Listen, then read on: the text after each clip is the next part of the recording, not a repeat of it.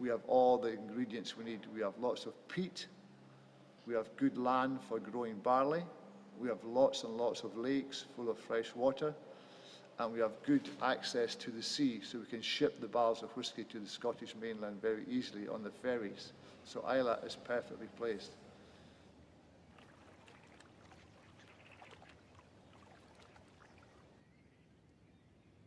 On Islay, there is no coal mines, so the only fuel available locally, naturally, was peat.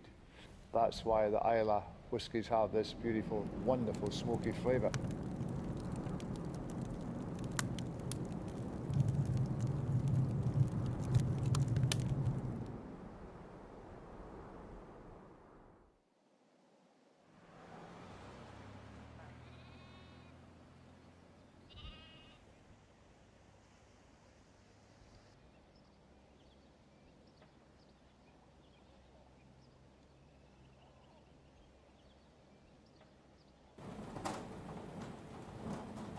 Now this is what's known as a Robert Bobby mill. It's a roller mill, and it's one of the remaining few mills that are left working like this in Scotland. What we're doing here is we take the malted barley down through the mill and we're trying to crush it up into what we call grist.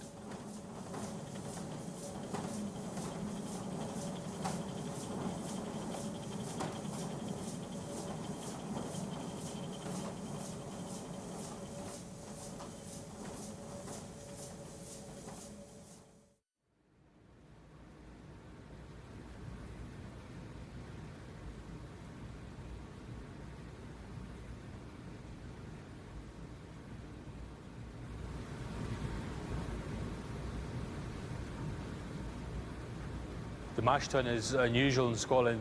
It's not got a cover over the top of it. There's only maybe 3 or 4 distilleries left in Scotland now that have an open top mash tun. They're all usually enclosed.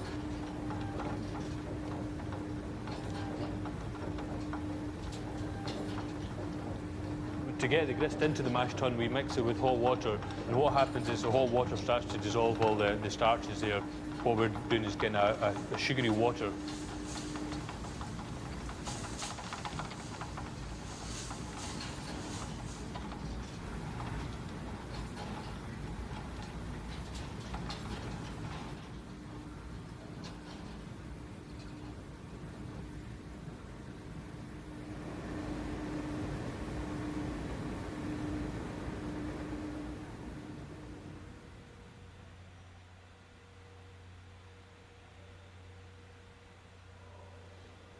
Then what we do is we take about 150 kilograms of yeast and we add that yeast into the sugary water.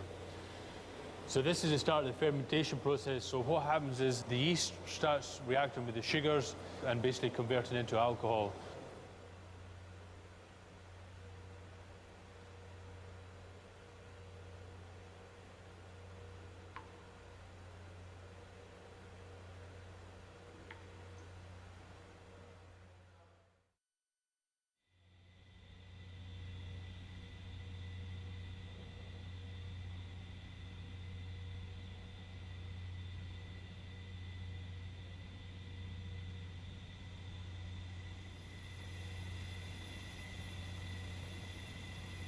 We've taken the fermented beer, we take this through to the distillation part. What's happening is the alcoholic vapour, the steam that's rising off the wash, travels up the neck of the still, down through the condenser. We pump cold water up through the condenser to cool the vapours. So that vapour gets condensed back into an alcoholic liquid.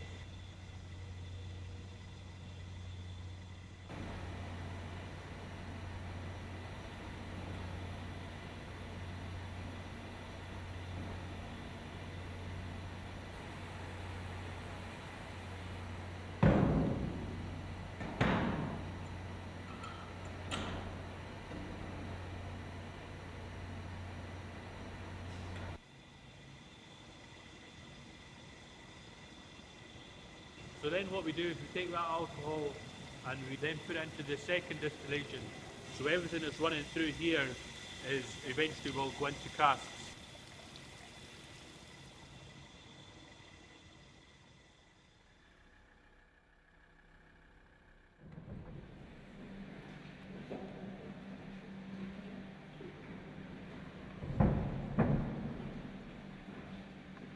It's just a magic, because if you take a cask for 15 years in a warehouse, the weather conditions will change all the time. The climate is changing all the time.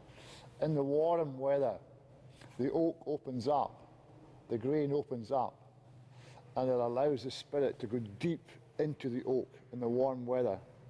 In the cold weather, the grain of the oak shuts down, and the whiskey withdraws, it goes back in, and it goes to sleep. It doesn't do anything, it just sits in the barrel. And then when the spring comes and the warm weather comes, it starts the journey again. As the wood opens up, it makes the journey. So the climatic conditions are very, very important.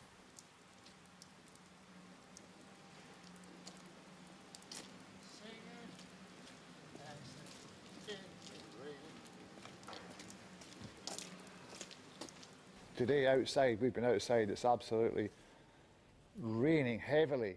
Now, that rain is coming straight across from America. It's coming across like 3,500 miles of ocean. It's picking up the salt spray from the sea. That salt is deposited on Islay, both in the soil and in the air. So the air in this building is now, while it's very, very damp, it's very salty. And you can see on the casks go red with the rust from the salt. You see here, this is 2010, nothing happening. This one here is older. This is 2006. You can see the rust is starting. So the salt is falling on there. You can see the evidence on the metal, and that's going onto the wood. And little particles of the salt will work their way into the cask over about 7 years before, and then the whiskey will just touch that salt and pull it back into the cask, and it gives you a beautiful flavour of citrus and lemon. You can have two distilleries within 1 mile of each other, and they both will produce a slightly different spirit. The region is important, but not that important. It's, you know, your style of distillation, whether you use peat or not peat, the type of cask you use. Are you using bourbon casks? Are you using sherry casks? Are you using wine casks? Or are you using a mixture? Because as much as 60% of the flavour in the whiskey is going to come from the cask. The age is obviously important. You know, if you take the age of as an 8-year-old, it's light, it's fresh, it's very vibrant. The spirit is the main speaker. Whereas if you go to a 15-year-old, there's a good balance between wood and spirit. And then when you go up through like 25, the oak is the main speaker. So the age at which the whiskey is bottled makes a huge difference to it.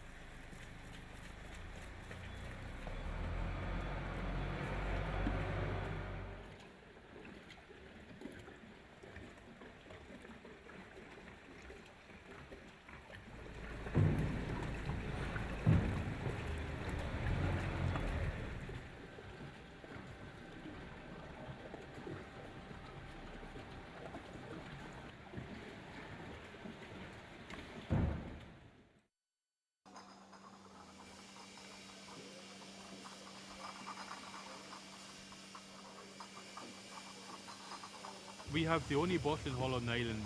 We built this bottling hall in 2002. We felt we had to build this bottling hall because we had to keep control of our quality of our whiskey. Whereas when we bottled whiskey in the mainland, the control was out with our hands. Also, when we bottle our whiskey, we don't add any artificial colouring or caramelisation or anything. The form of the whiskey that comes out of the cask, that is the form that we add the whiskey to the bottles.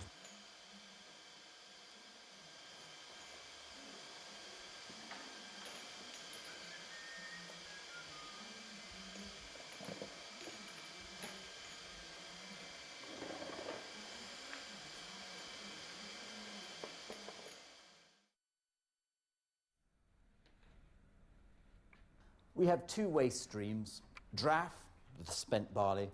The second one is pot ale, the watery leftovers after distillation, which for years, hundreds of years, was discarded to sea out this pipe here.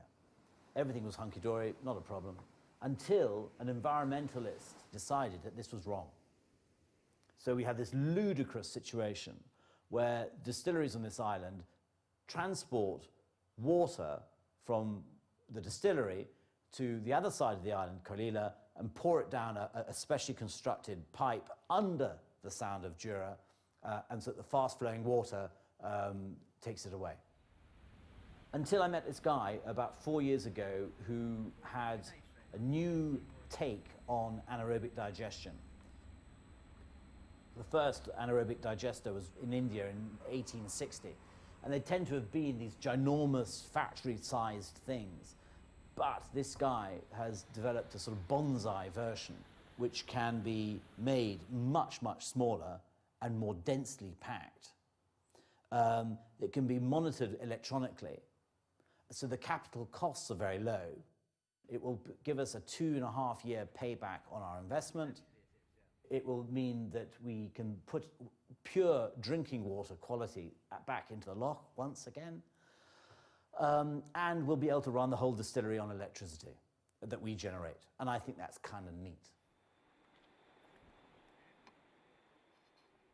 I mean, what we're doing today is so different to what people were doing back then.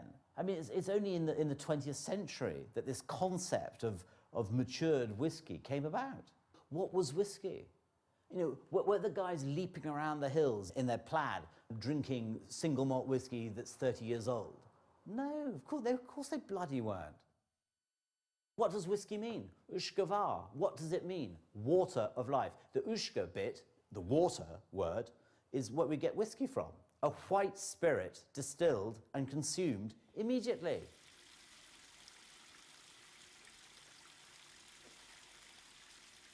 So they say the Irish were doing it first. They came across here, they gave us Christianity, and they also gave us the art of distillation. That's what they say. Personally, I don't believe it. The Irish could not teach us anything. I think it was the other way. We went across there and showed them, I believe.